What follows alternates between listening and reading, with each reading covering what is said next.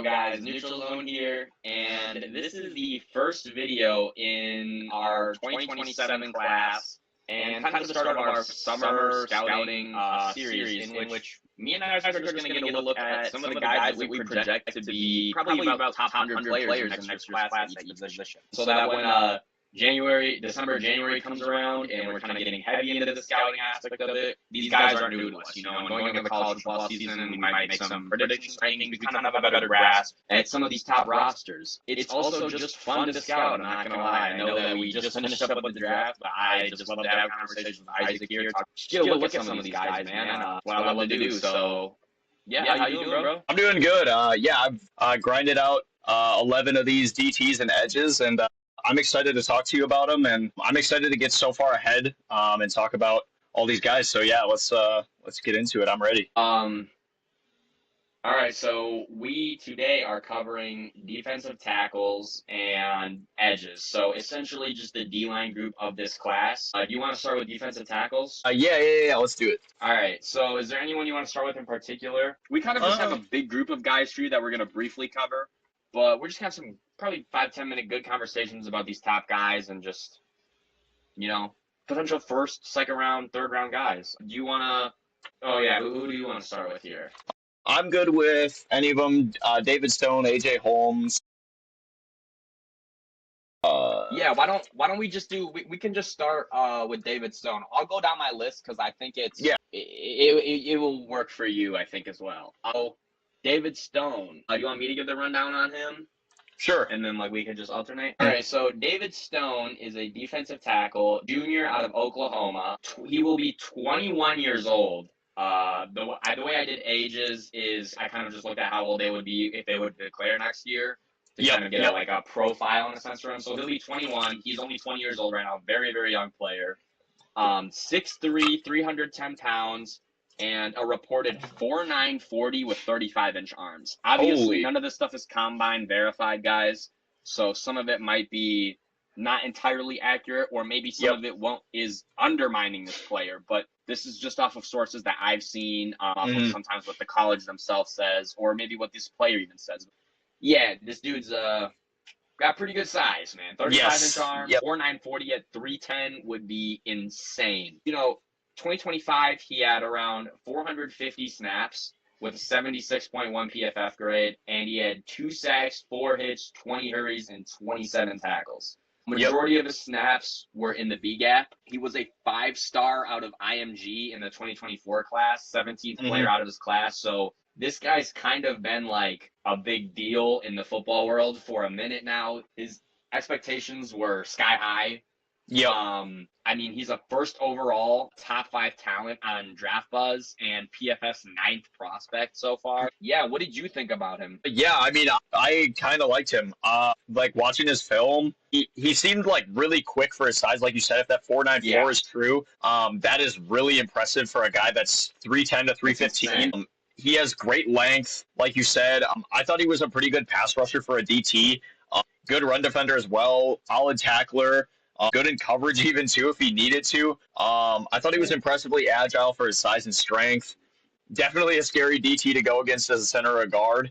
Yeah. I thought he put up good showings against good competition as well, and he kind of anchored the Sooner defense. This was his first really productive season in 2025. But other than that, I think he's a really safe pick. PFF had his only game below 60 against Texas, and I honestly didn't think that game was bad. I think he's definitely a first-round talent, at least right now. We'll see how his season goes. But so kind of what I saw with him, man, he is a great run defender, super stout run defender. He holds his own. He takes on double teams well. He holds one-on-ones well. And, man, this guy's a disruptor. Great first step, great lateral ability. For his size and strength, 35-inch arms, he dominates these guards and centers, especially at the collegiate level because most of them don't have any of this. He has all of it. He's going to get hands-on first. He is going to be bigger and stronger, and then he is going to be faster, too. He's going to beat you in every aspect of the game. And then he has elite counter moves, a great lateral sidestep. Great. I thought his hands were pretty good. I have him as a first-round potential. I don't know if he's top 5 yet.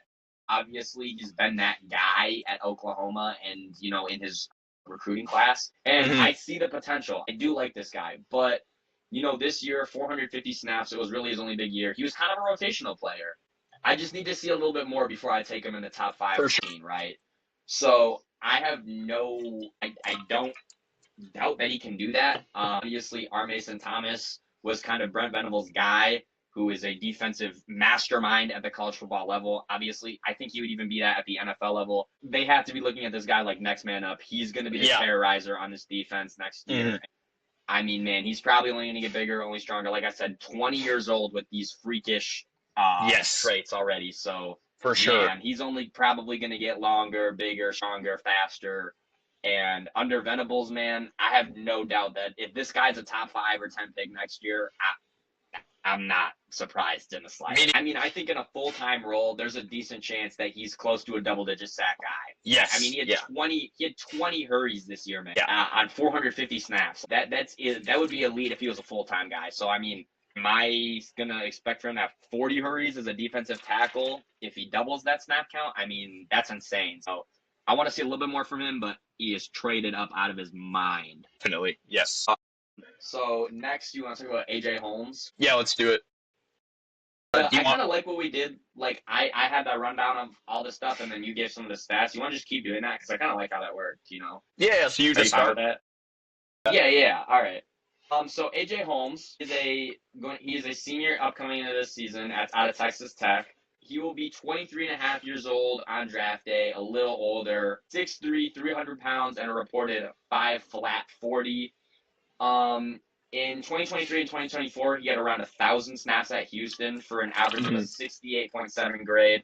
He had 6 sacks, 5 hits, 35 hurries, and 41 tackles over 2 years. And this year, he had 564 snaps in 2025, 84.8 grade for 5 sacks, 2 hits, 30 hurries, 4 batted balls, 24 tackles, and a forced fumble. He plays majority of his snaps in the B gap, but has also played 500 snaps over tackle and 300 snaps in the A gap. Super versatile player. And he was a 3-star in the 2022 class and was the 803rd player. So a big riser from where his recruiting rank was. What did you think about this guy?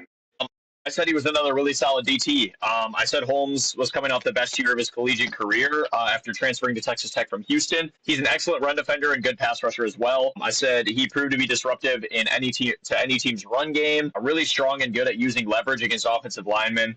Also solid speed and athleticism for a defensive tackle. Definitely not to the level of David Stone maybe, but pretty good. He's a little bit on the older side. Definitely going to be older by draft time, 23 and a half. That's not ideal. He also needs to prove that he wasn't a beneficiary of the elite Texas Tech D-line for me. Because that's definitely a question. Like, you have David Bailey. I mean, he's the 4th best guy on that D-line last year. Right, 4th best D-lineman, and like, you need to see him in a starting role to see if he's really actually this good or if he was just benefiting heavily off those really good D-linemen. But yeah, I think overall he has the traits, he has the skills. I think he can be a first rounder. He needs to prove to me that it's not just that Tech D-line that kind of carried him. Because with his age, that's also like, if he's not really good on his own, his age is going to be another factor where it's like, do you even want to take this guy in the first round? But yeah, I thought overall he didn't really have any below average games for me. He played well against Utah, Houston, Kansas, BYU.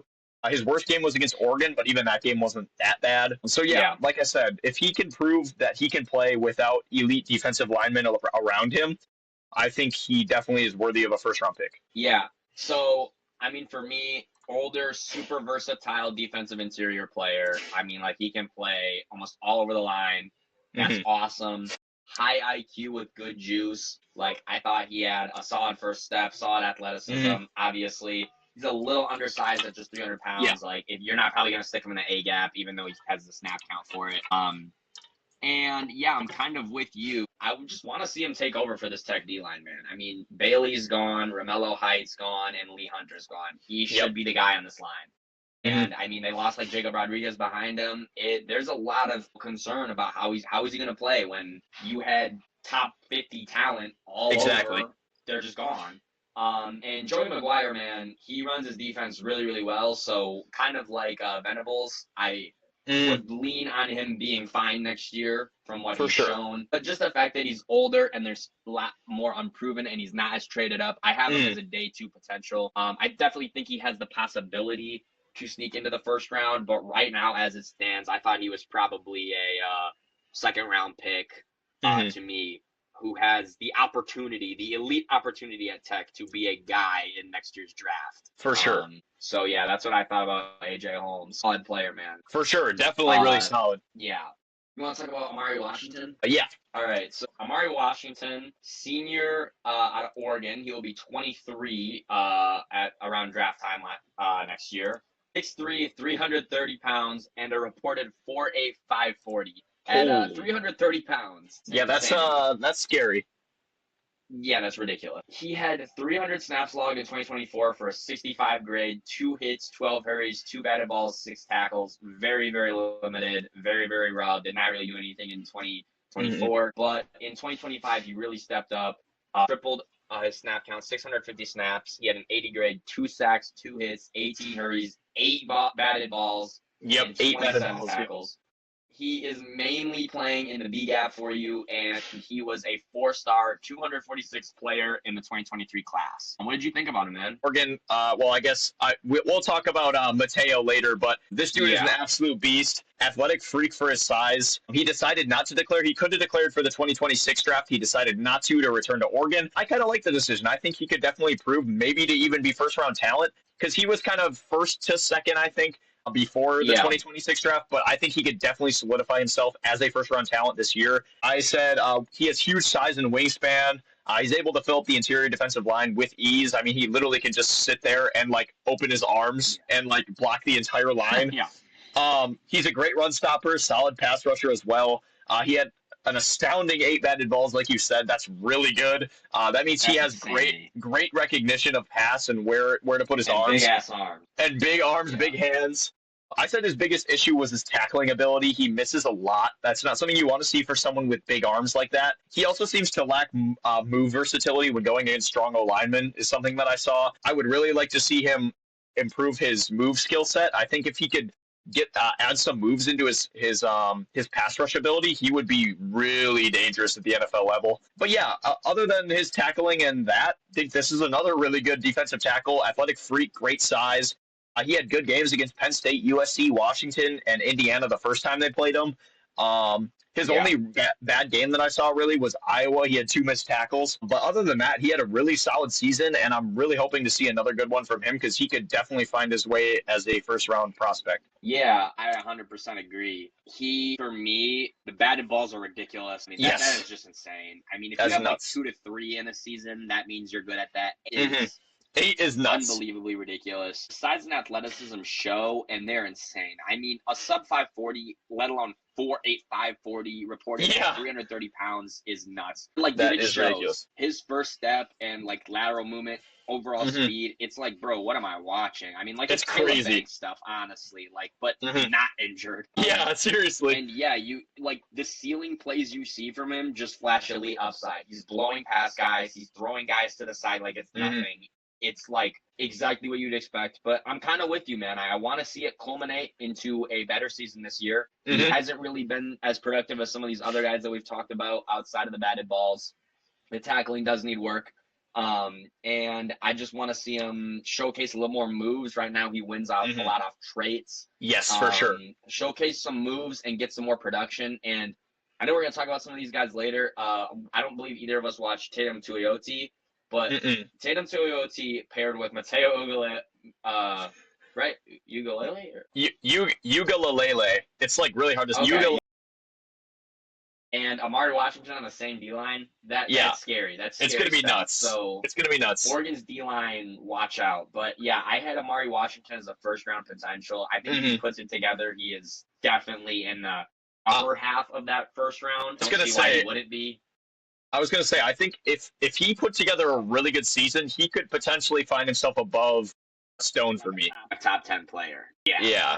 So he is, out of all the guys that I watched, he's probably around, I'm just looking at something really quick. He is probably around the third guy for me. I have There's some guys that we're going to talk about, but I do have David Stone. I like David Stone more than him right now. Yeah. And I mean, I know it's crazy, but like David Stone might have better traits just with his length. Yeah. I mean, Washington has elite traits too, but like it will be close. It'll be a good battle from them. It'll be really interesting. Yeah. He has a chance. Like the class 2 years ago, there's a lot of DTs that are probably going to be first rounders. Mm. This guy's probably going to be one of them, if I had to guess. But yeah, you want to talk about Will Eccles now? Yeah, that would be good. Yeah, so just straight up, I'll say it right away. This is the guy that I like the most out of this entire defensive tackle class, which is just saying something because there's a lot of first rounders. I actually agree. I agree. Yeah, so to start, he is going to be a junior next year. Next year, at time of his draft, he would be 20 years old. Yeah, he's not even 20 yet. He's not even 20. I think we're only like a few months younger than him. Okay, I know his birthday, I think, is August 7th, 2006. So he's 5 months older than me. He's 5 months older than me, I think. He's like, wait, when's your birthday? February? December 13th. Oh, wait. Am I stupid? Yeah, I'm stupid. So he is 6 months older than me. Thank God. Okay, he's not older than me yet. 6'3", 310 pounds with a reported 5'10", 40. In 2025, he had 750 snaps, 79 grade. He had 6 sacks, 1 hit, 32 hurries, 6 batted balls, and 42 tackles. But he played 100 snaps over tackle, 100 A-gap snaps, and 550 B-gap snaps, so he's relatively versatile. And he was a 4-star, the 135th player in the 2024 class. Obviously, you just said you like this guy a ton. Tell me what you like about him, man. I said he was one of the most productive defensive interiors in all of college football last year. Eccles excels both in run defense and rushing the passer. He has an excellent swim move and leverage strength attack against interior O-linemen that I really liked. He holds really solid size and length as well. Strong and hard to escape as a ball carrier, while also a decent tackler as well. He played a solid amount of snaps as a true freshman. Pretty versatile, like you said. He can play the A-gap. He had 116 snaps in the A-gap, 541 snaps in the B-gap. While his tackling is solid, it definitely needs a little bit of work. I think that's my biggest thing with him. It's not quite pro level yet. I think that's easily developable, especially because he's not even 20 yet. But yeah, I mean, 6'3", 315 pounds, not even 20 years old. He had 63 tackles and 6 sacks last year as a 19-and-a-half-year-old. Dude, that is insane. In the SEC, bro. In the SEC, on a team that went to the to the semifinals. He had 63 tackles and 6 sacks. He had good games against Tulane, Arkansas, Georgia, and Miami. He had average to below average games against LSU and Oklahoma, but honestly, they weren't that bad of games. Yeah. And those are 2 good teams. But he definitely showed he can play well against good teams, like against Georgia and Miami. But yeah, I literally think the biggest thing for him is he just needs to improve his tackling a little bit. Other than that, I mean, he had an 83.3 run defense grade. He was really solid in pass rush. He had 6 sacks. Yeah, I just think this dude has so much more to develop, and he's already really good. Yeah. So for me, I mean, like I said, we practiced this not last year, but covering last year's draft with guys like Casey Concepcion. I love these dudes that they come into college and they're ballers right away, man. Yep. Because it shows that stepping up to the next level, they're ready for it. So the jump from college to the NFL, I mean, they've already showcased that the pressure didn't make them crack, right? So, I mean, in the SEC as a teenager, uber productive. I mean, he was, 18, 19 years old this past season, 6 sacks, 32 hurries, 6 batted balls, and 42 tackles. Solo tackles, that's legit stuff. He creates pressure through speed and power at a very elite level. He uses all his mass, all his size, and culminates it very well into a dangerous bull rush move. Yes. Man, he splits double teams and just blows past singular blockers at an elite level. This guy is a problem. And don't get it twisted. He's only 19 years old. Yeah. He was the guy on Ole Miss's line, which was a playoff team. I mean, Will Umanmielen is someone we're going to talk about later. He was also on that, but man, Eccles was better, just straight up. Oh, so, yeah. I mean, game planned around this guy. He's probably a college football playoff semifinals team's best defensive player. I mean, honestly, as a 19-year-old. That's crazy. Man, next year, I mean, only getting bigger, only getting stronger, only got more time to develop. I know you said you're a little worried about the tackling and stuff. It's developable. Man, if you don't think they're gonna work on that, I think this guy has top 10 potential written all over him. I mean, if he's Easily. the first defensive tackle taken off the board, he's just so traded up. He has so much production, and he's so young. He's so young. You have a decade. If you draft this guy, you have a decade before he's 30. Yeah. That's insanity. Like, and these guys are playing into their mid-30s now. So it's like, obviously, he probably won't play for the same team his whole career. But, like, if you draft this guy, he has potential to play for you for 15 years and be an elite player. Like, how do you not take that in the top 10? Right. So, I mean, for how good this class is looking, for me to say he's top 10 potential means this guy's legit.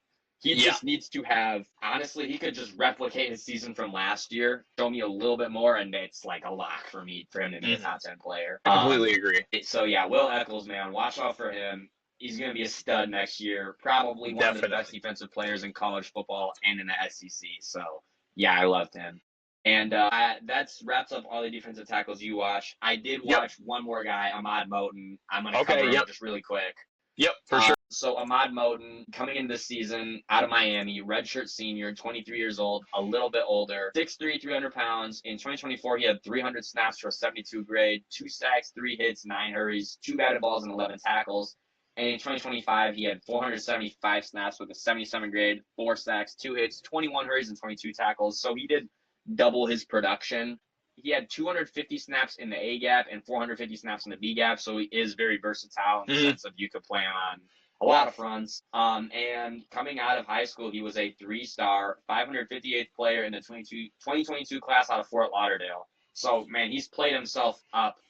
Coming into Miami as a 3-star and being one of their best defensive players, I mean, he worked his ass off over 4-star and 5-star guys. His strength is elite, like maybe the best out of all these guys, and he's 30 or 10, 20, 30 pounds less than all these guys. Elite strength. His first step and lateral movement abilities are like an anomaly. It's insane. I think even though we're past this class, I would love for you to watch him because his ceiling plays are insane. It's like you're watching a 230-pound edge player. Like, genuinely, his chase down speed, his penetrating speed, he blows past guys. It's ridiculous, and he's 300 pounds. He is a gap-penetrating monster. I mean, 21 hurries this year, and we're talking about Mesidor and Bain are getting there before, like, he's getting there before Mesidor and Bain.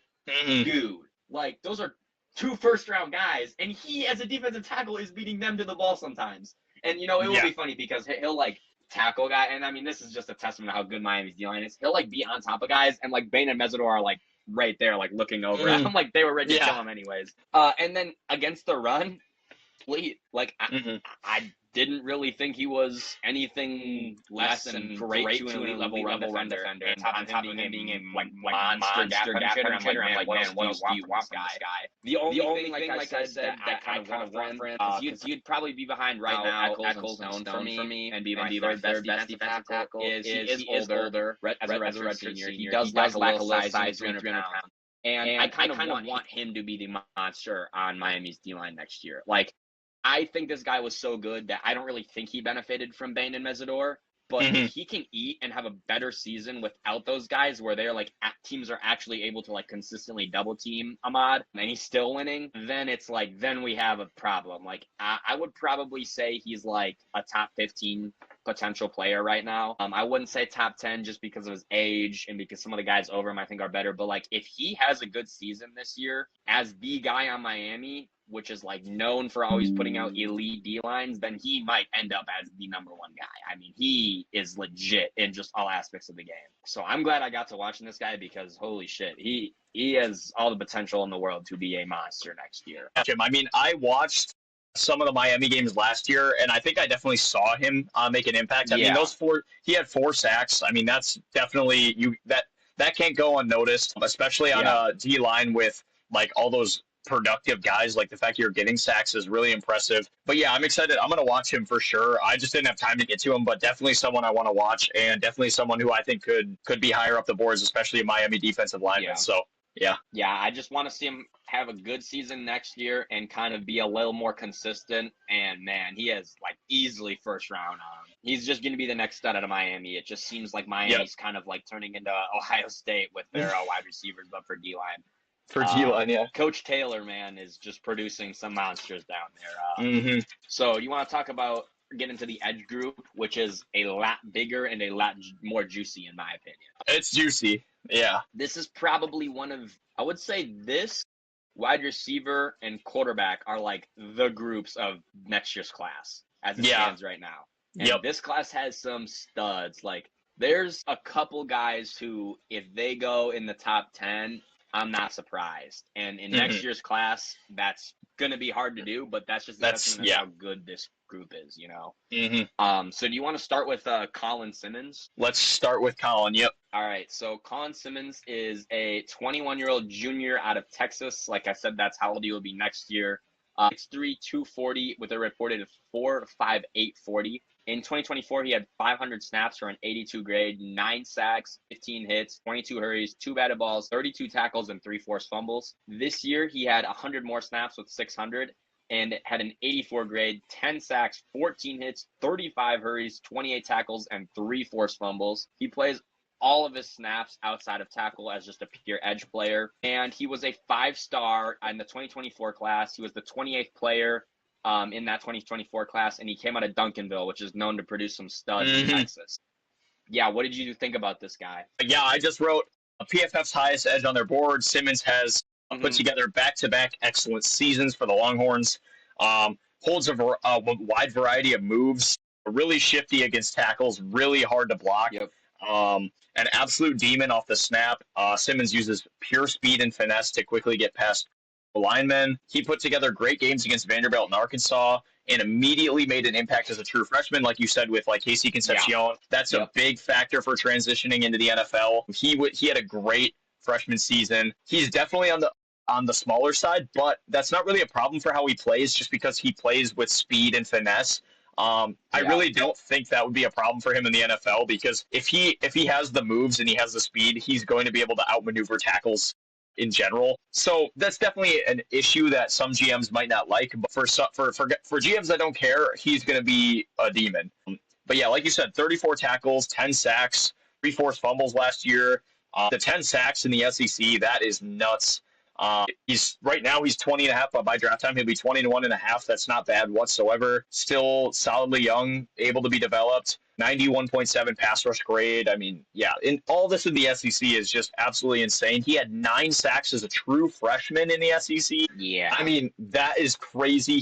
He's had 105 pressures in 2 years. Like, dude, that is actually nuts. Yeah, it's ridiculous stuff. And then he had okay games against like some better teams this year.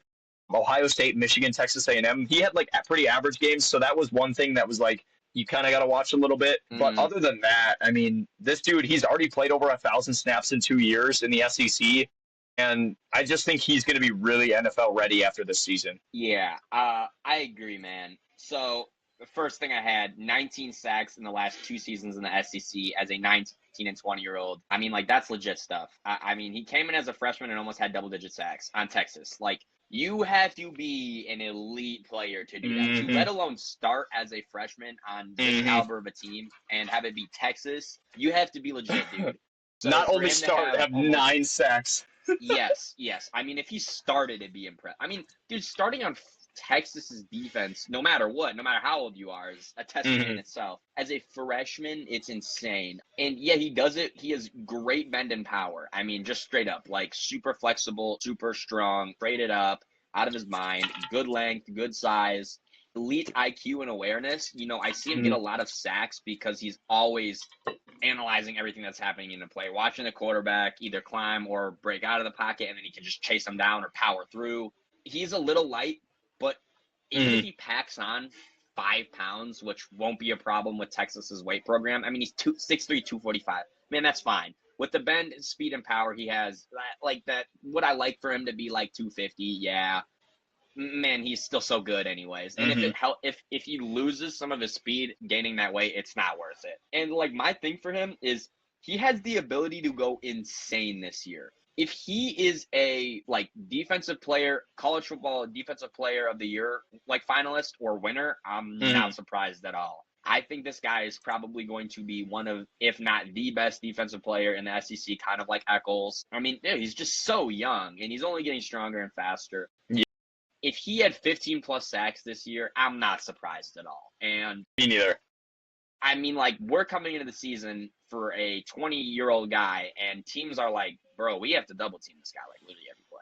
And he still might get like 15 sacks. So, yeah, he's a top 10 potential for me. He's not my best edge in this class, which is insane. Oh, my God, this class is so that's good. actually nuts. But, like, he literally has just pretty much everything you'd want to be, like, a prototypical elite-level NFL edge. And, man, he does it at, like, Texas, which is, like, you really can't get better than that. So, yeah, that's the thing with, like, that's the thing with all these guys that aren't even 21 yet or even 20. It's like, dude, like, I feel like that's such a difference between this 2026 class. I felt like everyone was so old. And, like, in this class, you have so many guys who can easily be developed more. And, like, I just think, like... And they're like, already better. They're better, and they can be developed more. They're already better. And, like, I just look at, like, obviously I'm not a college or NFL caliber, like, athlete. But, like, I just look at myself, and I developed so much more in the last year or two. Like, I can't imagine these dudes who are already elite athletes developing even more and then going to the NFL. Legitimately $100 million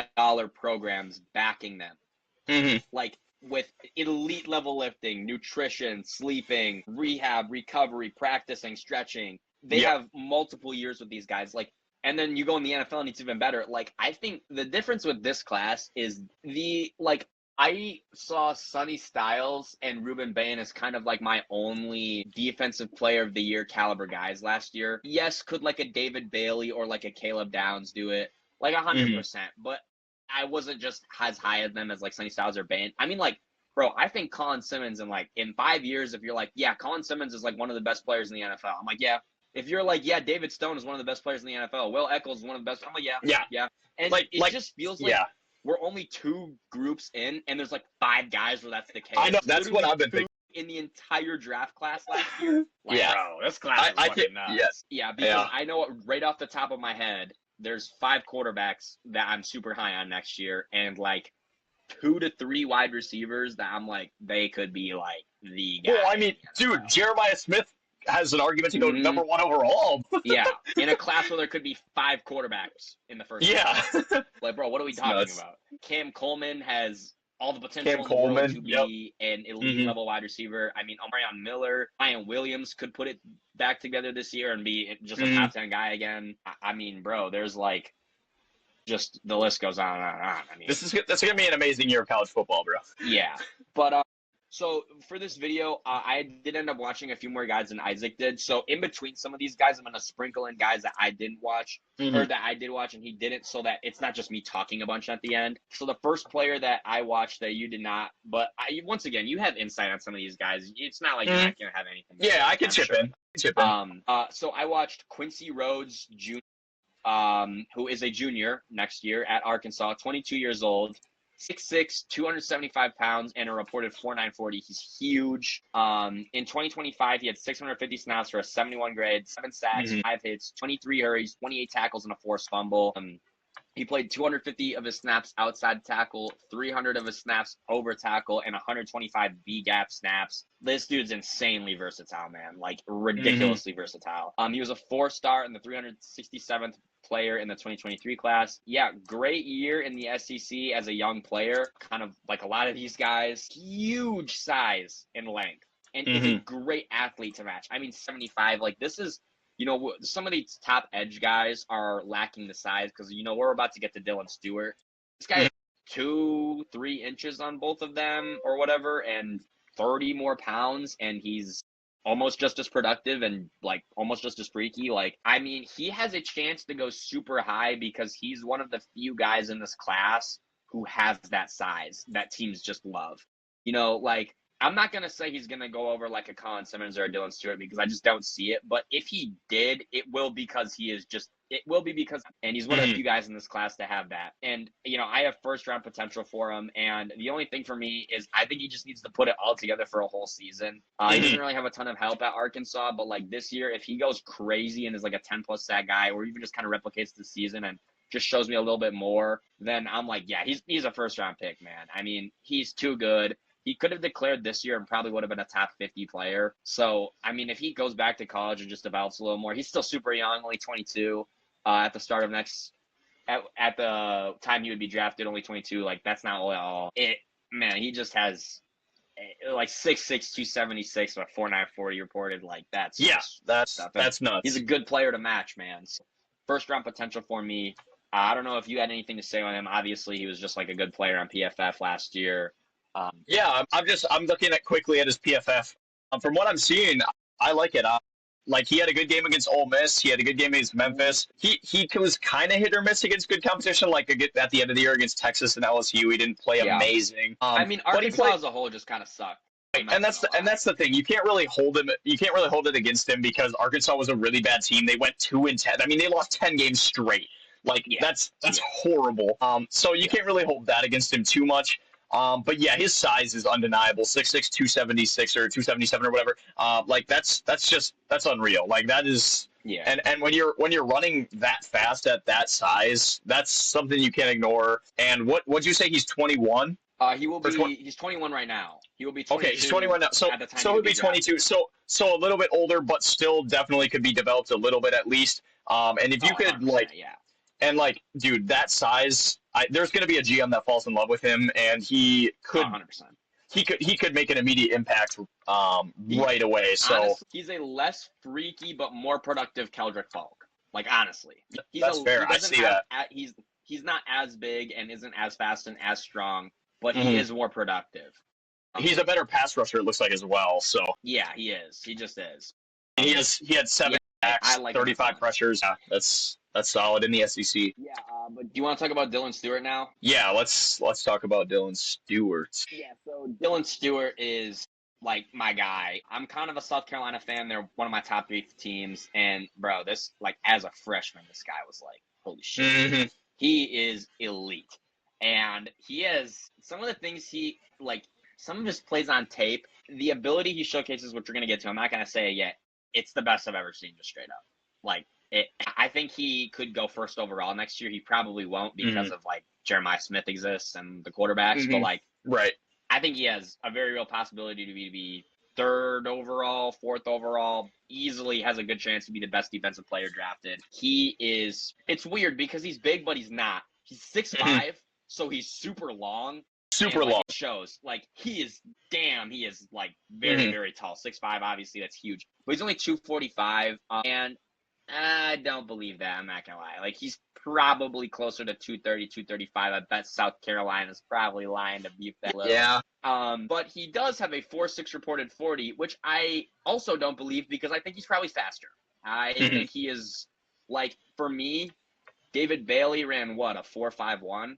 Right? Yes, 4.51, I think. Yeah, this guy's faster. I'm sorry. So I would agree. 4.4 guy, or what? But yeah, he is fast as all hell at that size. In 2024, he had 550 snaps, an 80 grade, 7 sacks, 10 hits, 34 hurries, 15 tackles, a batted ball, and 3 forced fumbles as a freshman in the SEC. That is ridiculous stuff. This year, he had a worse year overall, but he was injured pretty much all year. And anybody that watched South Carolina knew they just kind of sucked. Like, everyone played really bad. 100 less snaps with 450, 73 grades, still had 5 sacks, 5 hits, 27 hurries, 20 tackles, and still had 3 forced fumbles as still only a sophomore. And he plays all his snaps outside of tackle just as a pure edge. And he's always been the guy.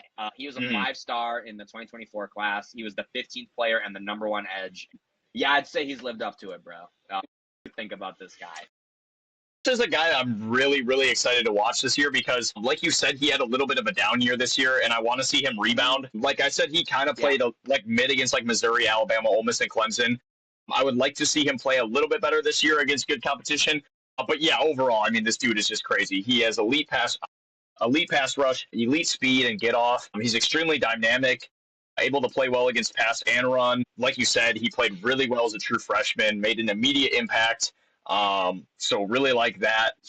Like I said, he had a little bit of a down year, but still showcased extreme athleticism, great pass rush move sets, really hard hitter, and he's like really fiery, which I like. Like, I feel like I've mentioned this a few times. I really like when like they have a fiery attitude. This dude is always fired up. Yeah. He's always fired up. He struggled a little bit with tackling this year, 18.8% missed rate, but not horrible. Something that can easily be developed when you're not even 21 yet. Yeah. And yeah, I mean, he has 12 sacks the last 2 years. I think 6 forced fumbles over the last 2 years. And he has great length, like 6'5". That's really good. Yeah. I'm completely sure what his arm length is, but if he's 6'5", he probably has decent arm length. Dude, he definitely has 33 plus in chunks. I was gonna say it's got to be. Watching him on tape, he has good bend and like he has such long arms that he gets to the quarterback so quickly. Yeah. And yeah, he has 88 pressures over the last 2 years. He played 530 snaps as a true freshman, 91.4 pass rush grade. He had good games against LSU and Texas A&M this year. Like, dude, this guy just screams top 10 talent for me. I think easily he should be top 10, if not top 5, especially if he puts together a really good season this year. Really excited to watch him. He's going to be a guy I'm watching really closely. So 100%. Like I said, for me, I mean, this is first overall potential talent, man. In this year's class, that's ridiculous to say.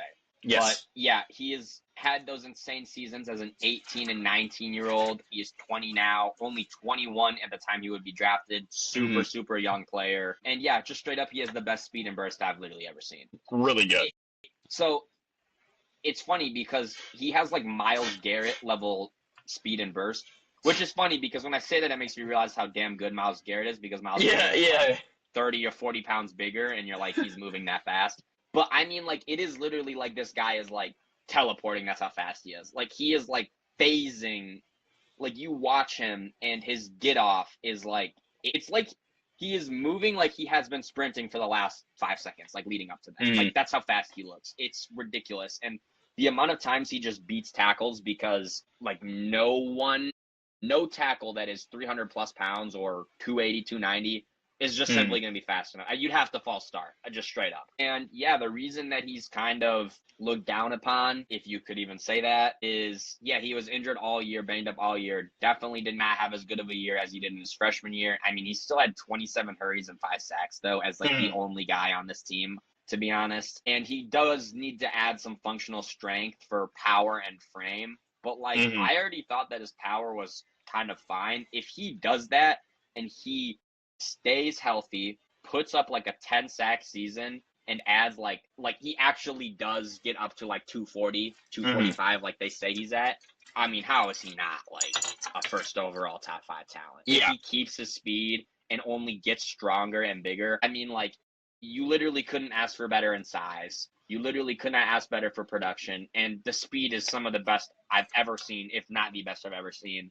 Yeah. And bro, he's a dog. Like, he's a killer. He wants to kill his quarterback. Like I said, like that. Fumbles in the last 2 years. Like, he's coming in as an 18-year-old, and I mean, he has that famous celly where he hits Jackson Dart and he like boom, boom. Yeah, boom. I love that. I get that might be like a little bit of a character concern. Wow. He's a dog, bro. Like, he's coming in as an 18-year-old and murdering first-round quarterbacks. Like, I mean, he is a freak. I mean, he's been the guy forever. He stepped up and was one of the best players in college football as a freshman, as an 18-year-old.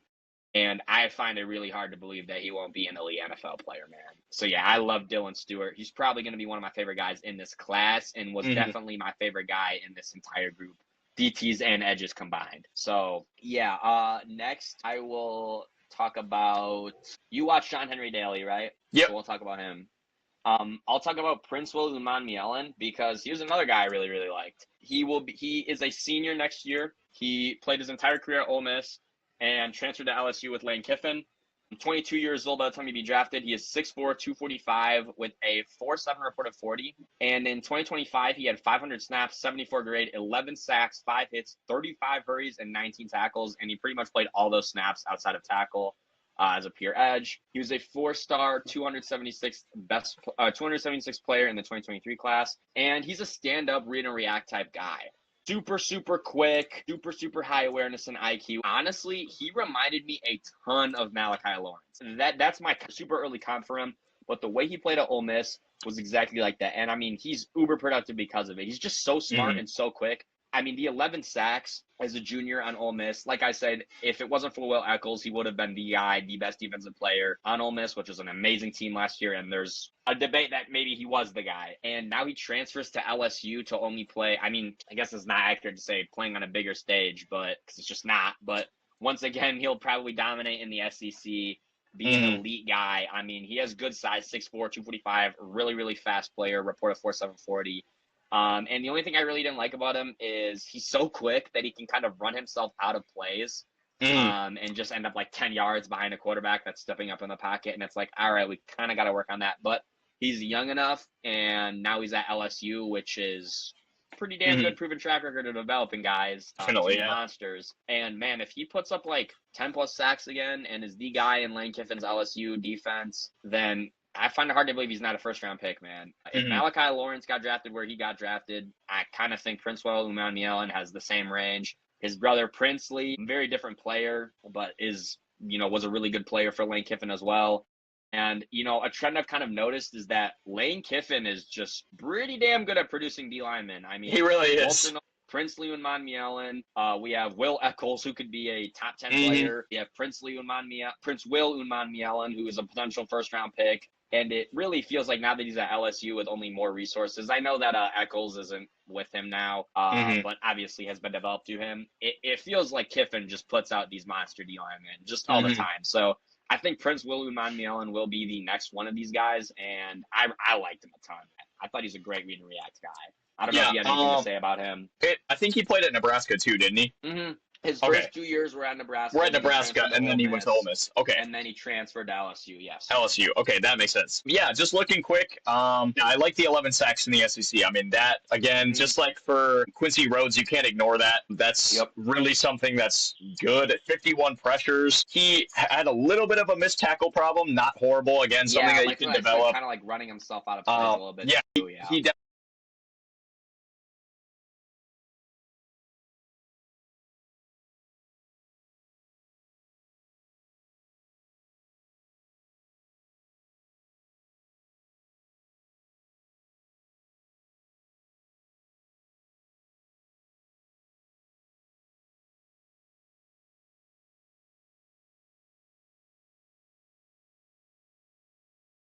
He's that's kind of what I mean. Like he has like the same height. So yeah, I think same way too. Same weight. Yeah, I'm interested to watch him. Excited to see what he does at LSU. I think LSU could actually be dangerous this year.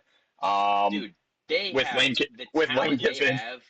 Yeah, it'll be fun, dude. The SEC might be kind of crazy this year. I'm not gonna lie, bro.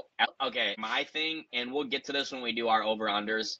LSU has no excuse, and I'm particularly aiming at Lane Kiffin when I say this because of the whole shenanigans that happen at Ole Miss. They really don't have an excuse to not go to be a top 3 SEC team. Like, they should be a college football playoff lock because the money they spend in the transfer portal and the guys they already had, I mean, literally every position group has a top, pretty much. And the amount of guys they have that could be first-round talents, it's like, I can't even count them on one hand. Like, it's insane. And there's another guy on this list that we're going to get to that's on LSU that I think could be a monster.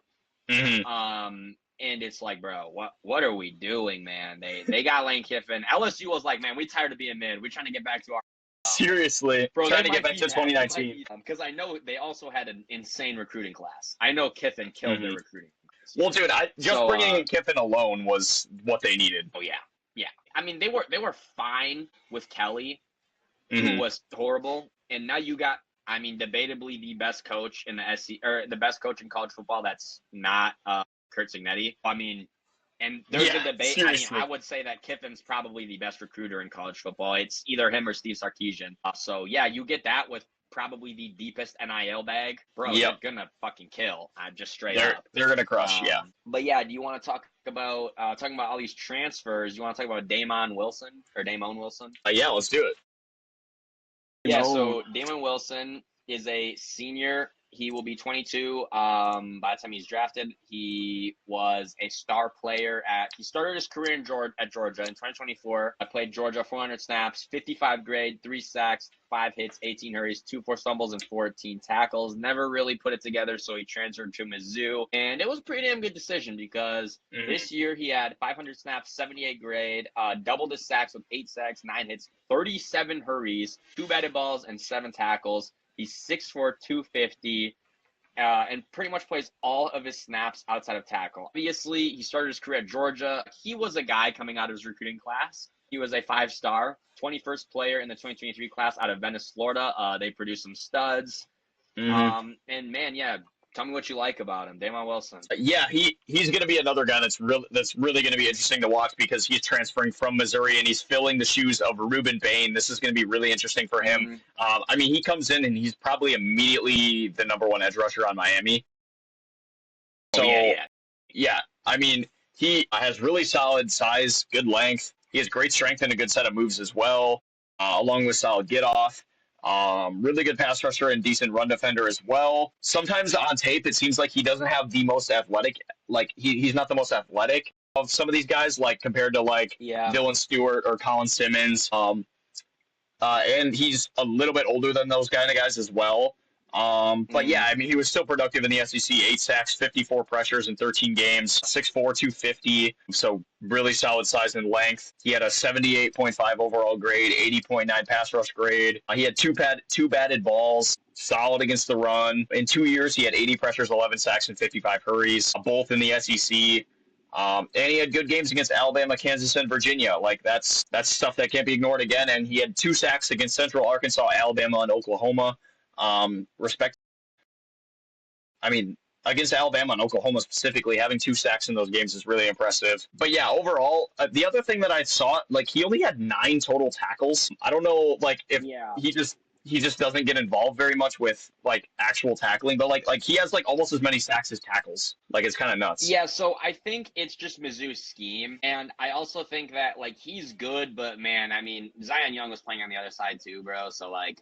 I think Zion Young was just a little bit better this year. I think Damon Wilson has the potential to be a lot better than Zion Young, but as of last year, Zion Young was a lot higher of a floor player, and I think just got to the quarterback. And if I had to guess, that has to be like an anomaly because you cannot be, or that has to be like a scheme thing. You can't be that good against, like have 37 hurries and only 7 tackles. Like he's getting to the quarterback. You don't think he can get to the running back?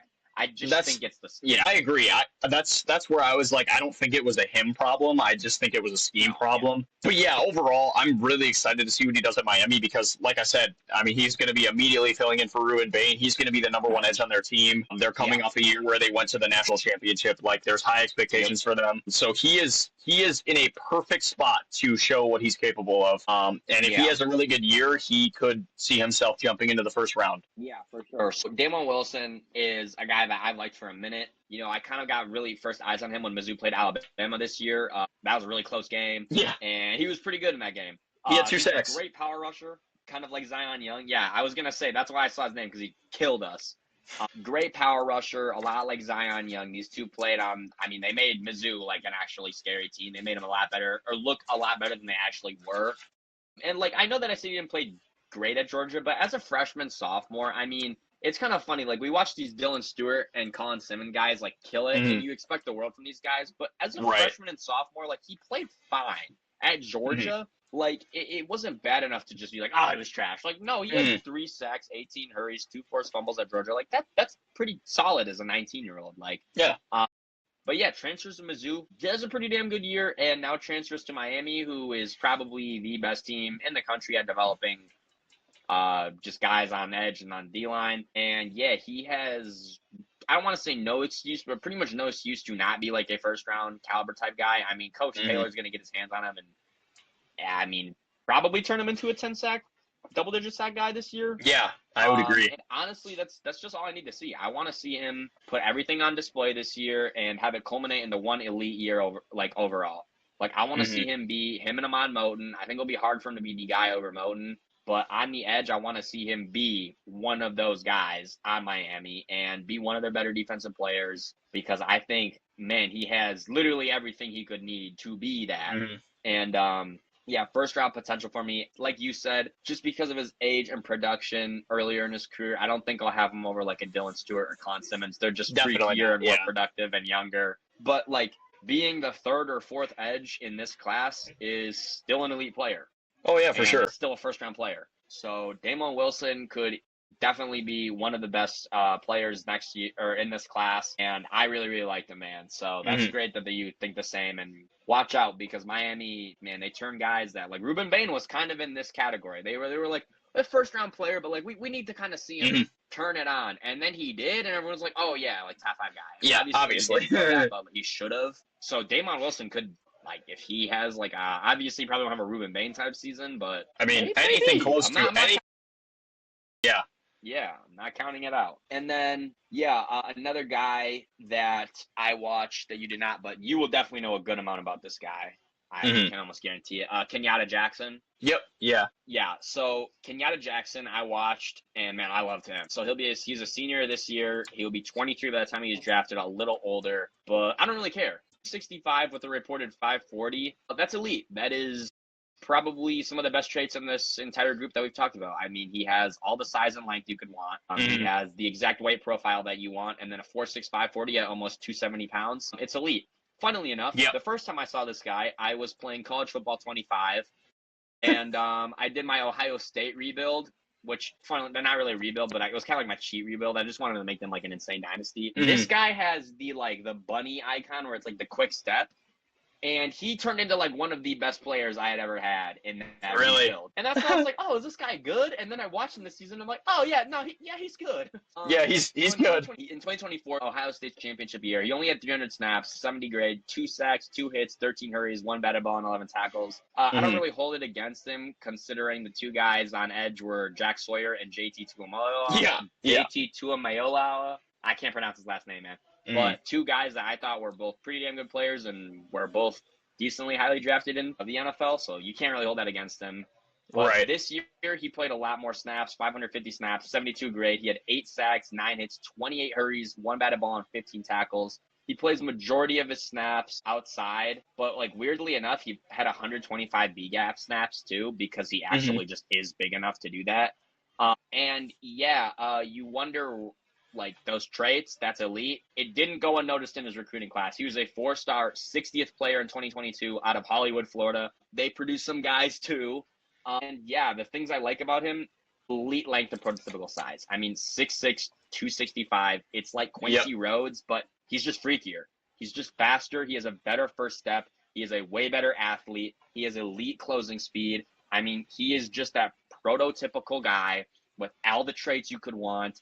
And it showed, man, at like Ohio State got this guy for a reason. This is the type of guy they like on their edge and on their defense. Big game riser down the stretch this year against like the last 3 teams that Ohio State played. He had a sack in every single one of them. Yep. Michigan, Indiana, and Miami. Yep. So I mean, Michigan, that's a big game for Ohio State, maybe their biggest. Indiana was the Big Ten championship, had a great game then, and then against Miami, I mean, that was a natty team. They lost in the natty, obviously. Had a sack there, too. The one thing is his tackling and technique does need improvement. But, I mean, like, up until this point, he's kind of been a rotational guy. I mean, he hasn't had a ton of snaps ever. This will probably be his first year as a full-time edge player. And, yeah, he's raw, like I just said. And if he's a full-time starter this year and puts it together with, I mean, as a rotational player last year, he had 8 sacks and 28 hurries. Man, if he's a double-digit sack guy, I mean, yes, he's a little older, but bro, he has everything you could want to be an elite edge. And if he puts it together with his stats, and then you think that you can mold him to be even more with all his traits, I have him as a top 15 potential guy. I think he's the 3rd guy behind Colin Simmons and Dylan Stewart because no one else in this class has that juice, these traits. And then, like, let's not get it twisted. He's a good player at Ohio State. Yeah. This year. And like this year, Arvo Reese and Sonny Styles are gone. Caleb Downs are gone. If he steps up and is like one of these next guys at Ohio State, there's no reason he's not a highly drafted 1st-round pick. There's just no reason. I mean, it's not like he's old enough. Like, yes, he's 23. It's not like he's Akeem Mesidor, you know? Right. And even still, Akeem Mesidor was drafted in the 1st round. He's just too good and is too traded up. I mean, he's traded up out of his mind, man. I think he's going to be a stud next year. And All he has to do is put it together this year. I have no doubt that he will do that. And he's a top 15 potential player for me. So did you have anything you wanted to add about Kenyatta Jackson? Yeah, I mean, you hit most of the things I would have said. I mean, like you said, dude played on Ohio State. He starts on Ohio State as a rotational player. I mean, you can't ignore that. And with his size and his length, that's something that's really hard to ignore. I mean, obviously being 6'6", 265 pounds and moving like that is scary. It seems like he had a little bit of a tackling issue again, but that's something, again, that can be fixed at the NFL level. Again, like you said, he played really well down the stretch. He had 4+ pressures in each of those last 3 games, and he had a sack in each game. He had 8 pressures against Washington and 2 sacks. He had a sack against Penn State. He had a sack against Illinois. Like, those are all good teams, and he was putting up numbers against them. I mean, from what I'm looking at, 45 pressures and 8 sacks, 28 hurries. I mean, that's all really good. I think, the biggest thing for me would be his age. But like you said, I mean, Akeem Mesidor got taken in the first round this year just based off traits. Yeah. I don't know if he's and this guy's 2 years younger. Right, he's 2 years younger, and I don't know if he's as productive as Akeem Mesidor. But again, he has another year here where he can prove that maybe he can be as productive as Akeem Mesidor and still be younger. I think, like you said, he could jump into the first round if he has a good year. But yeah, definitely someone to watch, because if he has a good year at Ohio State, he could definitely jump in the first round. Yeah. Outside of the fact that he's been more of a rotational guy, I know I said one of his biggest issues was his tackling. But something I kind of think he is a lot like JT Tuimoloau, in the sense of think that he's a bad tackler, and it's kind of on purpose in the sense of this is the scheme. He's rotational in obvious passing situations. And I think Ryan Day just says, yeah, we don't care if you run yourself out of the play or if you miss a tackle on the quarterback, because you have Caleb Downs, Arvo Reese, and Sonny Styles all there to back you up. Yeah, bro, just be the guy that's going to get there first. Just go all out. It's fine. I just think he's their pass rush juice. And I think if they were like, hey, play a little bit more conservatively, I think the tackling would be so much better. But I just think they pin his ears back and they're like, yeah, just go demon mode. Just make the quarterback uncomfortable or go kill him. And if you don't get it, we are fine with Arvo Reese or Sonny Styles. Right. You have so many players to back up. There's so many safety nets for Ohio State where you're like, yeah, we're not worried if Kenyatta Jackson misses the tackle here. But yeah, he has every opportunity to be a stud. And you want to talk about Matayo Uiagalelei? Yeah, I'm trying to figure out how to say his name. I think it's Uiagalelei. I think it's Uiagalelei. Okay, I think he's I don't know how to say with DJ Uiagalelei. Is it? Uiagalelei? So I think it's pronounced one of those ways. Okay. Sure when I'm watching Oregon games this year, I'm gonna hear it. We're sorry if we're butchering his name. I can't pronounce that. It's hard to pronounce. But let's talk about Matayo here. Yeah, so he is a senior coming into this season. He'll be 23 years old on draft day. 6'5", 272 pounds, and he has a reported 4.85 40. Elite size. That's elite traits once again. In 2024, he had 600 snaps, 75 grade, 9 sacks, 4 hits, 18 hurries, 1 batted ball, 24 tackles, and a forced fumble. In 2025, he had 725 snaps for 82 grades, 6 sacks, 8 hits, 38 hurries, 3 batted balls, 18 tackles, and 2 forced fumbles. And he played 1,300 of those snaps outside tackle and around 300 snaps in his career over tackle. So he's a little bit versatile as an edge player because of his size. Yeah, and coming out of his recruiting class, he was a big guy too. 4-star, 45th player in the 2023 class out of St. John Bosco. They produced some guys too. Big Cali guy. Another one of these I'm not sure if he's from Samoa or Hawaii, but kind of one of these Pacific Islander type guys who goes to Cali or Oregon and Rex. So, yeah, what did you think about Matayo? I said he was an absolute behemoth of an edge. He's powerful and freakish. Terrifying sight for any O-lineman. I mean, dude is 6'5", 272 and ripped. He looks like he's pretty lean. He's muscular, strong, and scarily fast for a 270-pound guy. Great against pass and run, and has played 300-plus snaps in every year of college that he has played. Good set of moves and insane length make it extremely hard to pass over him or escape the pocket. Like you said, how many batted balls did he have? He had 1 batted ball in 2024, 3 batted balls in 2025, and in 2023 he had 2 batted balls. So that's part of his game. Yeah, I mean, with that length, it's hard to get the ball over him when he puts his arms up. He had some hit or miss games versus good competition this year, which was a little bit concerning. And he kind of had a major tackling problem, 31% missed tackle rate. That's not good whatsoever. Bad. But Honestly, dude, this dude, he's still not even 21 yet. He will be almost 22 by the time the draft is. But this is something that can be developed. You can fix a tackling problem, like we've already mentioned. I like this guy. 6 sacks, 2 forced fumbles, 52 pressures in 15 games, and he's 270 pounds. And I thought on tape his speed was really good for his size. He had an elite game versus USC and good games versus Penn State, Texas Tech, and Indiana. I think it was the first time or second time they played Indiana. Yeah, overall, I mean, this dude, like, I just keep going back to the fact that looking at these guys, like, they all just impressed me more than anyone from this previous class, bro. Yeah, like, because I mean, it's like like even completely Bane had his different. arms, and Bailey wasn't that big, Yeah, and all these guys are like souped up with the traits, man. It's yeah, and they're young. ridiculous. Yeah, and It's they're all like 2 years younger. it's crazy. Like, I think I would take almost all the guys we've talked about so far over almost everyone in this previous class. I think I'd take Ruben Bain over Mateo, and I'd take Ruben Bain over and David Bailey over him. But like a lot of these other guys, dude, it's nuts. Like they would have been way above those other guys for me. Right now, as it stands, for me, Bain would still be my number one edge, just straight up.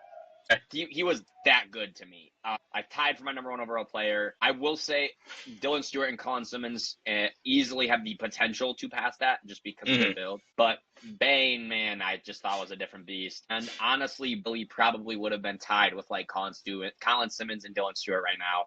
But his production on Texas Tech was I can't give it to Colin Simmons and Dylan Stewart yet. Right. Once again, they probably have the potential to. But give them a year and like that these guys are already there. Is like that testament to how good they are. Mateo, great power rusher, kind of reminded me a little bit of Zion Young with the size. You know, he is really just an edge setting type of edge setting type of edge player. Rushing skill set is actually like pretty good for him being that type of player. My only thing for him is I did like him a lot, or I did not like him as much as all these other guys, simply because as a edge setting type player, his tackling is horrid. And for being like a bigger edge, who that probably is what you are going to do at the next level, his tackling is really bad. And then even still, like, he's just not that productive. I mean, the hurries are legit, 38 hurries, but like only 6 sacks. I mean, like, he's still a great player, but I just think he's behind all these guys, and then it's just older. I had him as a day 2 potential player. I mean, he's going to be like a high second round pick for sure, and easily has a chance to be a first round player. But I mean, there's just so many edges that are just as traded up, if not more, and then are just way more productive and 2 years younger. That I'm like, I just did not think he was better than like 4 or 5 of the edges on this list. But it is funny because this class is so good that if you put this guy in this year's draft that we just had, he probably would be the third edge. Who would have been the third edge? And who was the third edge in this class? It was Malachi Lawrence. Was it? I think because it went Bailey and then Bain and then Malachi Lawrence. I'm pretty sure. TJ Parker was a third rounder and second. Mesidor was right after Chargers. Yeah, and I mean, did Mesidor go third? Were the Chargers 20 or 20? Either way, Mateo would probably be like on that tier of player. So he probably would be like the third or fourth, yeah, for sure. No, the Cowboys drafted him before, I think. Okay. I think they did. But it doesn't really matter. The point is that he's a day 2 player in this class for me, and probably would have been the third edge in this last class that we had. But yeah, no, he has potential, man. Like I said, Oregon's D-line is going to be crazy this year. Definitely. And if he locks in, man, definitely first-round type player. I just think he's more of a day 2 player because of some of the things we talked about. And yeah, I liked him. Another guy that I'm just going to talk about really quick, Jordan Ross. This, for me, is a very, very big projection and is probably somebody that will not even be in this class. But under the chance he could be, because of how much I like him, I felt like I had to talk about him because there's a chance that he's like Dylan Stewart and Colin Simmons. And this is me projecting this very, very heavily, and you'll see why. Off of his tape, I love this guy. So Jordan Ross is a redshirt sophomore this year. Very, very young player. He will be 21 if he would be drafted. So he's 20 years old right now. And he started his career at Tennessee and transferred to LSU. He is one of Lane Kiffin's guys off the edge. I have 245 with a 4.6 40. Once again, uber traded up. I mean, Mhm. elite height, elite length, good size, and he's so fast. He comes from these Tennessee edge rushers that are just like running like 4.4s damn near, and it's like, Mhm. what are they doing over there? But yeah, he's super raw. As a freshman, he didn't really see a ton of time, which I mean, kind of makes sense because they had James Pierce Jr. and they Right. had the guy this year. Who was the guy this year? The Tennessee edge this year. He got Uh, drafted to the oh, Commanders. yeah, the Commanders. What's it? Josephs. Yeah, Joshua Josephs. So he was just kind of stuck behind two good NFL guys. And this year he only had 250 snaps. So, I mean, we're talking about somebody who is really, really raw. Like, he has Really like raw. 300 career snaps right now. But in his time at Clemson, he had a 77 grade, 2 sacks, 2 hits, 9 hurries, 1 batted ball, 15 tackles, and a forced fumble. Now, you might be asking, like, only 2 sacks, only 9 hurries. Like, why do you like him so much? His ceiling is insane. I mean, we obviously see this with the prototypical traits, and it makes sense because, like I said, he started his career at Tennessee because he wasn't no bum out of high school. He was a 5-star player in the 2024 class. He was the 22nd player in his class out of Birmingham, Alabama. Yeah, Alabama. They produced some studs too in high school. And dude, a lot of that 5-star background showed in his limited snap count. He is a insanely high IQ. Super high awareness. A lot of his production comes from him being at the right place at the right moment because of he just like is obviously in the film room, man. Super high processor, super high awareness, and it shows with that former 5-star background. Once again, uber athletic, traded up with elite intangibles. I mean, like, it shows on tape. He is so much faster than a 4.6. He just is. His burst, it's not Dylan Stewart level, but it's close. I will say that. It is close. Okay. And you show that, you show flashes of that, and that's enough for me to be like, okay, you have more size than Dylan Stewart. You are just as big, and you have a chance at LSU to probably be a rotational guy this year and a full-time starter in a year because once again he's only a redshirt sophomore. But I mean, he has a chance. If he is better than Prince William in camp and he's the guy, why would you not declare as a redshirt sophomore? I get that it's unlikely because Prince William is a beast, but I'm not gonna just act like he doesn't have a chance to. But yeah, that's just kind of my biggest thing with him. He's super raw, sub 300 snaps in his career so far, very young, and he's just not likely to declare this year.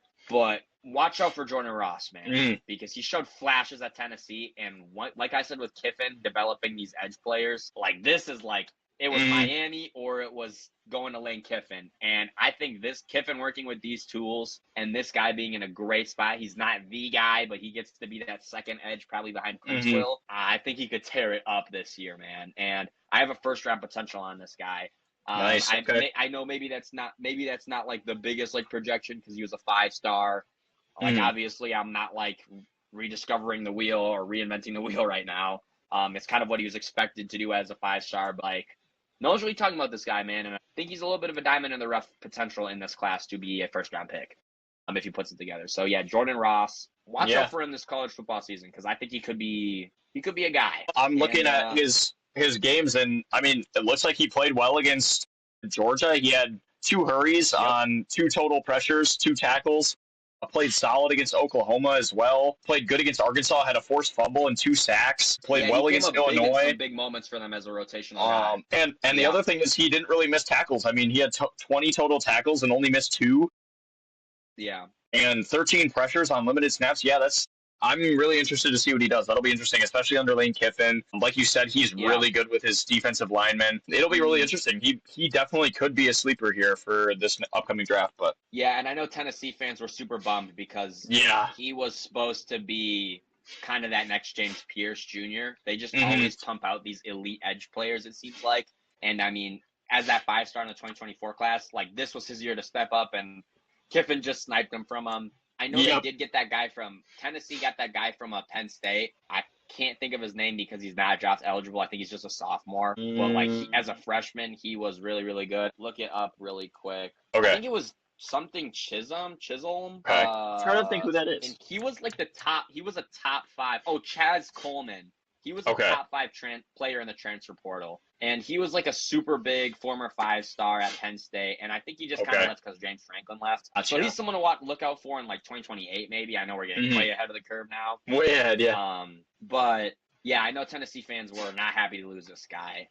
So there's potential though. There's potential with Jordan Ross. For sure. You want to talk about my boy my guy, Anthony Smith out of Minnesota. Hey, dude, I thought of you right when I saw it because I like this was like all new for me looking at all these guys. Like I didn't even know who was going to be on here really, and I saw Anthony Smith and I was like, wow, this is a Minnesota guy. Cam's gonna love this. Yeah. No, and listen, as a Minnesota Gopher fan, and as somebody that's been keeping up with the program, obviously, man, he is one of the best players we've had. Maybe the best player we've had since Antoine Winfield Jr., Rashad Bateman. This dude is good. I watched his tape. Bro, he's good. So 6'6", 285. He's a redshirt senior. He'll be 22 at the time that he'd be drafted, which is crazy to be a redshirt senior. He might be a little older than that. I think I couldn't find like his exact age. He might be like 22 Yeah, and a half or I couldn't find his exact age. I just wrote around 22. Yeah, I think I like did the math of when he was born. It's like around 22. But yeah, 6'6", 285. I mean, he's one of the biggest, if not the biggest, edges in this class. It's actually straight crazy. up. Like if you thought Quincy Rose had size, this guy is about 10 pounds on him. And it's kind of freaky because like Keldrick Falk, he doesn't look that big, but he just has a massive frame that's completely filled out, and you're like, oh my god, like Jesus, this guy's just huge. 2023, he had 305 snaps, 75 grade, 2 sacks, 3 hits, 11 hurries, 6 tackles, and a forced fumble. Next year, he stepped it up with 500 snaps, 72 grades, 6 sacks, 5 hits, 21 hurries, 2 batted balls, 13 tackles, and a forced fumble. And this year was his masterclass year. He had 675 snaps, 71 grade. He had 14 sacks, 7 hits, 23 hurries, 3 batted balls, and 17 tackles. He is also super versatile, 250 A-gap career snaps, 250 snaps over tackle, and 1,000 snaps outside tackle. And he was a pretty good player for Minnesota and as a recruit. He was a 4-star, 326th player in the 2022 class. And man, yeah, what did you think about Anthony Smith? I'm curious what you said you liked him. So yeah, I said he's probably the most freakish player I looked at so far. I mean, dude, just the fact that he's 6'6", 285 pounds, and he had 14 sacks in the Big Ten. Good Lord, that is crazy. And I know he's a little bit older, but that is not something you can overlook. He was extremely productive, also really strong and really good in pursuit. I thought good at chasing down the quarterback on the run or the ball carrier or whatever. Definitely on the older side, like I said. But, like, honestly, I can kind of ignore that when you put up 14 sacks and you're 6'6", 285. I said he also relied a little bit too much on his power for me. I would like to see him develop a little bit more moves because he kind of like he would like just plant his feet and like go full bull rush. Dangerous. He was kind of hit or miss versus good competition. Played really well against like Northwestern State and New Mexico and Buffalo, but not great against like Ohio State, Iowa, Oregon, Northwestern, Wisconsin. Yeah, once again, Minnesota doesn't do him really any favors. Right, kind of like Quincy Rhodes on Arkansas. Exactly. You can't hold it too much above his head because Minnesota wasn't amazing this year. But he's a really experienced player. 300 plus snaps in the last 3 years, almost 1,500 snaps in his career. He had a 71.9 pass rush grade with 44 pressures and 14 sacks last year. In his career, he has 92 pressures, 22 sacks, and 55 hurries. Well, that's just actually over the last 3 years because he didn't really play much his first year. And then solid tackler, maybe a little bit of improvement there. 67.1 run defense grade, so pretty solid in run defense. And he had 3 batted balls as well, so decent at getting up, get his arms up, get in front of the quarterback. But yeah, I mean, just the fact that he didn't really have much help on Minnesota and he's putting up these kind of numbers, that's a good sign for me. I like him, and that's coming from a Badger fan. So I'm excited to see what he does this season in college and then where he goes in the NFL, because I think he will get drafted in the first 3 rounds just purely based off his size and length. But yeah, so Anthony Smith, did you have anything else? Yeah, so hulking size and like perfect frame for an NFL edge, just straight up. 6'6", 285, that's insane. Probably the biggest in this class. Something that's really underrated about him, I saw this guy play in person. I was at the Gopher Badger game this year where we beat the Badgers. And I know, like, I'm not even trying to diss when I say this. Obviously, Wisconsin isn't the best team to, like, brag about showing a skill case against this year. But, like, they did not really run his way at all. I was kind of watching him when we had our defense out. He was kind of like the guy I honed in on. They didn't really run his way, and when they did, his, like, read and react ability is actually really good. His lateral ability to kind of close to the sideline is pretty solid for how big he is. And I think it stems a lot from he's obviously a high IQ veteran player. Minnesota, man, they coach up a lot of their defensive players too. They're not obviously the most traded up, biggest, strongest guys, but a lot of them are very, very smart. Antoine Winfield was kind of undersized. Very, very smart player, always where he needed to be, and that's why he was a stud safety and still is. And obviously, Anthony Smith is smart, but actually does have the size and strength. Yes. And it culminates with his finishing ability to have 14 sacks. I mean, he was one of the most productive guys we covered today, just straight up, and plays in the Big Ten. I mean, I know Minnesota kind of plays some not great teams, but yeah, 14 sacks is undeniable in terms of production. This year, I kind of want to see it come all together again, but just with a little more moves in his arsenal. Yes. Very reliant on power and bull rush. If he can add a good counter moves, maybe more speed to power, just like quicker get off man, and he kind of just rounds out his arsenal, which is already pretty decent in my opinion. I think he could go really high, man, just because of I agree.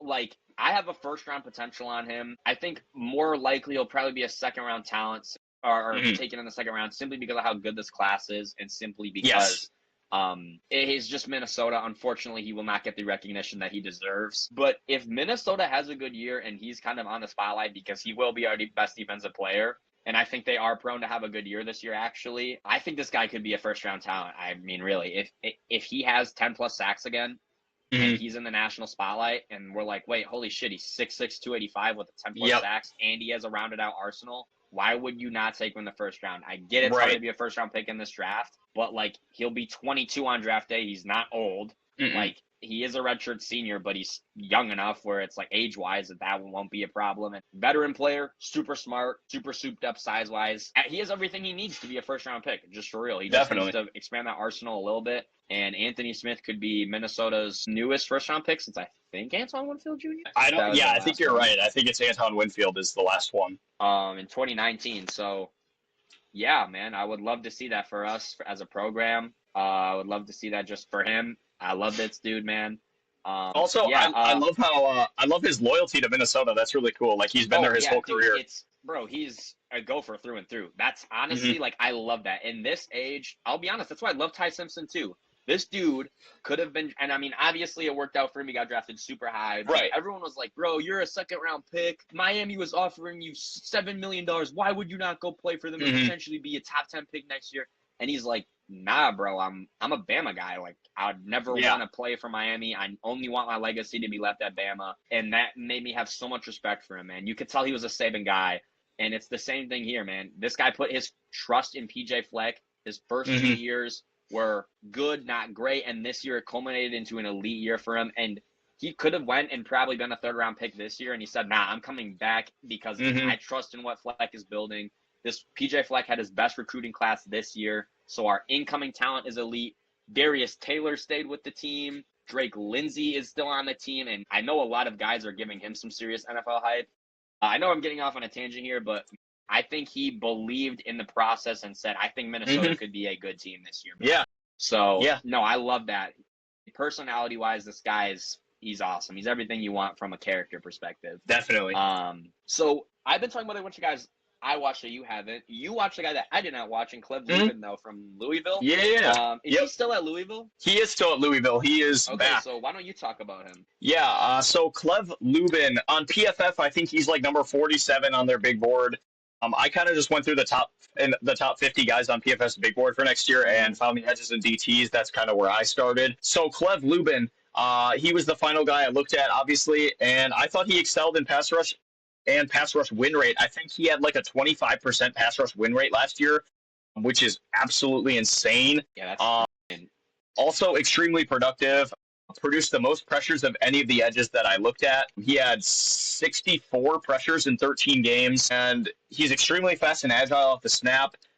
Great bend and sets the edge effectively, I thought. He started his career at Army. That's sick. Yeah, I know. He's a little bit older, which is his biggest problem. I think he's like around 23 right now, so he's going to be older by draft time. But yeah, he started at Army and then went to like a JUCO, I think, and then he went to Coastal Carolina and then Louisville. Yeah, this is his fourth program. And he is good size too. Yeah, good size, 6'3", 260. This year he had 44 tackles, 11 sacks, and 64 pressures. He had a 91.4 overall grade, 90.3 in 2024 at Coastal Carolina, 92.7 pass rush grades with 64 pressures, obviously, like I said, 39 hurries and 3 batted balls. He also had 3 forced fumbles, and he's had 7 in the last 2 years. And then he also had a 72.8 run defense grade and a 78.8 tackle grade, where he only missed 8.3% of his tackles.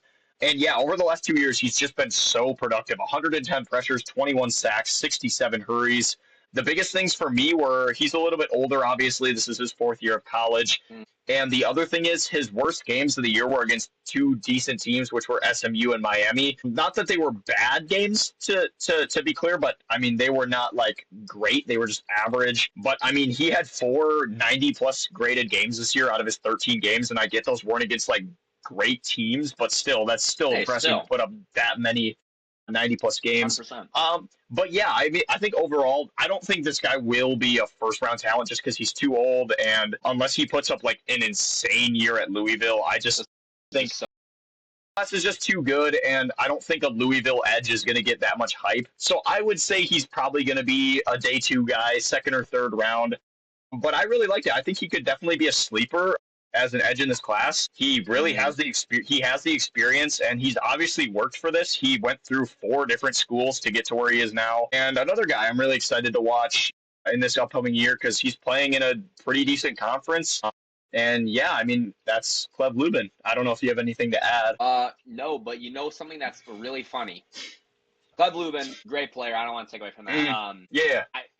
From what I've seen, I know Stock Exchange liked him last year, and then he came back and has a chance to be really good this year. Probably like a 2nd to 3rd round pick guy. Definitely. His class is really good. But yeah, awesome. So Jordan Ross, who I just talked about, who is a gem, but not a gem because of how high of a recruit he was, but obviously hasn't really played that much. Today, I did not find this guy through PFF, right? Because he isn't on PFF.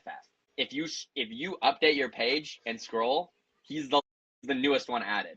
Jordan Ross? Really? Yeah, Jordan Ross. And it shows he's on LSU and everything, and it's like their description of him is like he doesn't even have a start to his name, and we're projecting him as a 2nd round pick because the potential is just insane. I'll find this. Hold on. Yeah, so I noticed that's cool. Like earlier today, I watched Jordan Ross. He's right here. Yeah, he was not on awesome. PFF, and now he's 75 on them. And trust me, he'll be higher than that if he puts that's together awesome. LSU. But yeah, I thought that was funny. I'm like, hey, I noticed him before PFF did. Yeah, let's go. Yeah, baby. Bro, you got him on the board, and then PFF copied you. No, deadass, man. They had to. Also, man. Also 2 Jordans from LSU on the same board: Jordan Seaton and Jordan Ross. Oh yeah, and holy bro, Seaton. I know we're not talking about tackles. He's gonna be Jordan Seaton. Yeah, they will. I'm gonna talk about Will Helt now. Okay. Because you did not watch him, and then we will end on John Henry Daly. How about that? Sounds perfect to me. All right, so Will Helt is a junior this year at Clemson. He'll be 22 if he was drafted next year. 6'6", 260, 4.840. Once again, man, it feels like I just keep saying this. Traded up, good size, good length, good height. It feels like we were lacking that so much in this year's class. It felt like Bailey was the only one that had that. Like, this guy is young and is traded up, and you love to see it. In 2024, he played at Purdue, 725 snaps, 72 grades, 6 sacks, 3 hits, 19 hurries, 1 batted ball, and 49 tackles. And in a rare Dabo Swinney instance of actually using the transfer portal, transferred to Clemson, and it worked out. Dabo should do this more. This year, he had 575 snaps, 84 grade, 10 sacks, 9 hits, 26 hurries, 29 tackles, 3 batted balls, and a forced fumble. Plays all of his snaps outside as a pure edge. And it's cool to see him start at a program like Clemson. I know they didn't have a great year this year, but, I mean, on a team with TJ Parker and Peter Woods, he was the most productive guy. Yeah. That's saying something. Like, I'm sorry, but transferring up from Purdue, he actually was the one guy that had a good year on this defense. And yeah, he was a 3-star, 718th player in the 2023 class. To see him work his way up to Clemson is so cool, man. He killed it at Purdue, transferred up to Clemson. It's just awesome. Back-to-back productive seasons. You love to see it. 10 sacks this year. Like I said, he was the guy over Peter Woods and TJ Parker. That's saying something. There is an argument that, maybe he was the benefactor of some of those guys being doubled, but still, I mean, even if it's one-on-one, he proved that he could play at this level. Hulking size and length, you love to see it. And honestly, the thing for me is this is his year, man. He's the guy in Clemson this year. Yep. Peter Woods is gone. TJ Parker's gone. He's going to be their biggest threat on their D-line. And I know they didn't have a good year this year, but they're looking to have a bounce-back year this year, and that's very reliant on if Will Helt can be a 10-plus sack guy. And I think he can. I really like Will Helt. He's young. He has great size, like I said. I think if Clemson's so hard to predict. I mean, people had them in the Natty this last year, and they went like 6-5. So I can't say like for certain if they will be good or if he will be utilized correctly. But even if he just replicates his year from last year and slightly improves, I think he's a day 2 pick, honestly. Like, I think his ceiling is probably a high day second round pick, and floor is probably like a third round pick just because of his size and production. But Will Held, man, he has. And I know I've said this about a lot of guys, but some of these guys are going to put it together and some aren't. It's just going to be how it is. But he does have the potential to be the guy at Clemson. And if you're the guy at Clemson, you have potential to be a first round or a high second round pick. That's just how it is. And it's Will Held's title to claim. For sure. So, yeah, Will Held, another guy to look out for in this next upcoming college football season. And he's big name on a big program. So watch out for Will Held. And we want to talk about. Oh, sorry. No, you're good. I was just looking at his games, and he had a sack against LSU. He had 2 sacks against Syracuse. He had a sack against SMU. He had 2 sacks against South Carolina. He had 5 pressures against Penn State. He had 4 pressures against North Carolina.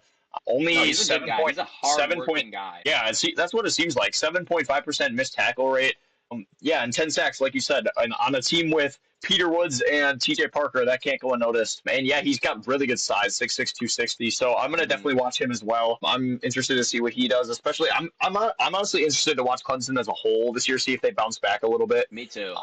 But it'll be interesting because Clemson. Their quarterback situation, I forget who's there. I don't think they got somebody in the transfer portal, so that might cook them. That might be a problem. Funnily enough, I know this guy got drafted, but it kind of actually has to be better than Cade Klubnik. Like, it really can't be worse. Like, I know that's crazy, but like, especially last year, Cade Klubnik was horrible this year. But like, I know they have like TJ Moore still. I think they have a super high ranked running back who was like a freshman. I think they had like a 5-star running back freshman who was obviously there for another year. We'll deep dive into them more, but Clemson, I mean, they're such a weird program because it always feels like they have the potential to just randomly go off or randomly just not be good at all. So they're very hit or miss. We'll see, man. But John Henry Daly, I'll cover him real quick. So he'll be a senior, and I couldn't find his exact age, but he's somewhere between 22 and 23, a little bit on the older side. He's played a majority of his career at Utah and transferred to Michigan with head coach Kyle Whittingham. And I honestly love that for him. It's a super smart move. 55, another guy. Great size, great length. It's kind of funny because it's not really as valuable since everyone has it in this class. But like, let's be real. If you had these traits at edge, there's a high chance that even in a loaded class, you're a top 70 player, But in 2025, 525 snaps, 92 grade, 10 sacks, 9 hits, 32 hurries, 27 tackles, 1 batted ball, 2 forced fumbles, played all of his snaps outside tackle pretty much. And he was kind of a snipe in the recruiting class from Utah. He was a 3-star, 613th player. I know that's not like super low in the 2021 class, but they turned him into a 10-sack guy for him. That's more than you should expect from a 3-star. So definitely. He tore it up. I know he was one of PFF's highest rated edges, and now transferring to Michigan with Kyle Whittingham. I love it. Michigan has a really good track record of putting edges, not like first round, but like they produce a ton of second round edge. They're definitely one of the top 10 programs at producing edge talent. And I love this for him because he kind of flew under the radar. He wasn't projected. He was a day 3 pick sheerly last year, simply because they were like, oh, it's at Utah, man. They don't really play anybody that crazy. But I love that he follows Kyle Whittingham. Kyle Whittingham gets one of his guys at Utah to transfer over to Michigan, and we'll see. And it's a lot on his technique and a lot on him as a person and as a transfer to see if he can put it together. But what did you think about John Henry Daly? Yeah, I thought he was another extremely intriguing prospect. Daly transferred from Utah to Michigan, like you said, after a year where he was PFF's highest graded edge. Extremely strong with multiple clips of him sacking the quarterback with one arm while holding off a tackle with the other. I thought, like, I'm trying to think what game it was, but he was literally like holding the tackle with one arm and sacking the quarterback with the other. I think actually nuts. Play. But elite strength. He's also obviously a really good pass rusher and really solid against the run as well. He has great size, prototypical build for an edge. The biggest issue for me is that he's coming off an Achilles tear, and he's going to need to come back from that. So he's transferring to a new team, and he's also coming off a really serious injury. So he's going to be one of those guys like that's going to be interesting to watch because he could plummet down the board if he doesn't have a good year, and he could also go way up if he has a great year on Michigan, which obviously is a good team. But he had 10 sacks at Utah this last year, 51 pressures, 2 forced fumbles. Yeah, I mean, this dude didn't. He was solid for not missing tackles. He brought his missed tackle rate way down from the previous year. He had like a 40% missed tackle rate in 2024, and this last year he only had like 16.7, I think.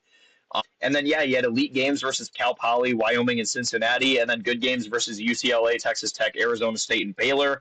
He didn't really have any like really bad games. The only thing I noticed also, as well is that the end of the season, he kind of fell apart. Like he didn't have a sack the last 4 weeks.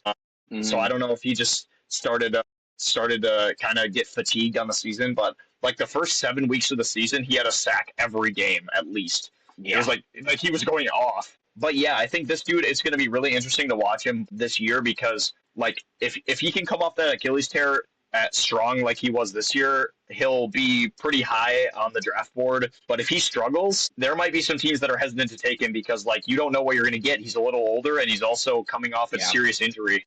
For sure.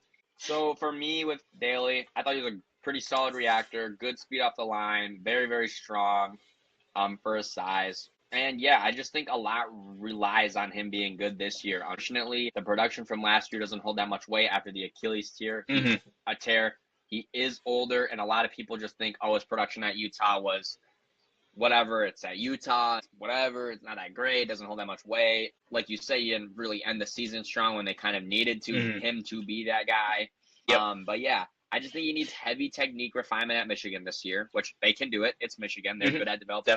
He needs to prove that he can come back from this Achilles tear fine, and it doesn't bug him at all. And he needs to be productive, just straight up. If I had to bet on him, unfortunately for me, it was a day 3 grade. I think that there's just so much stacked against him in a really, really good class. It's going to be hard for John Henry Daly to be anything higher than like a top 100 pick. Just honestly in this class. He's just doesn't have the traits that some of these guys have. He doesn't have the production. He is injured, which most of these guys aren't. And then, like, in terms of just technique and everything, he's just not as good straight up. But I will say with Michigan's track record and Kyle Whittingham being a very, very good coach, he has potential. I mean, there's a reason we watched him. He's definitely a name to look out for. And he's a 10-sack guy before. He can be a 10-sack guy again. It's just hard when you're older. You're not as traded up, and you're just injured. For sure. But yeah, definitely a name to look out for in this next college football season. And with that, do you have anybody else? I'm trying to see. No, I think anybody else I watched. We covered everyone I had. Yeah, that was good for me. Yeah. Yeah, and I mean, we spent a lot of time in this group, so we pretty extensively covered it. Like, I don't think we really missed anyone. The only guys I was thinking of were, I kind of wanted to watch Anto Saka out of, I think, Northwest. He was from Northwestern. I think he transferred to, like, Ohio State or something. CJ Fight, the defensive tackle out of Arizona State, I kind of wanted to watch. And Justin Scott, the defensive tackle from Miami, I've heard good things about. But, like, these aren't really big names, I'm not going to lie. These are just, like, as someone who cares about college football, like, I've heard of them, but the average person, like, we kind of covered all these guys who are projected to be anything within a day 1 to 2 pick next year. So, like, I think we did pretty damn solid. Jaden Jackson, the defensive tackle from Oklahoma.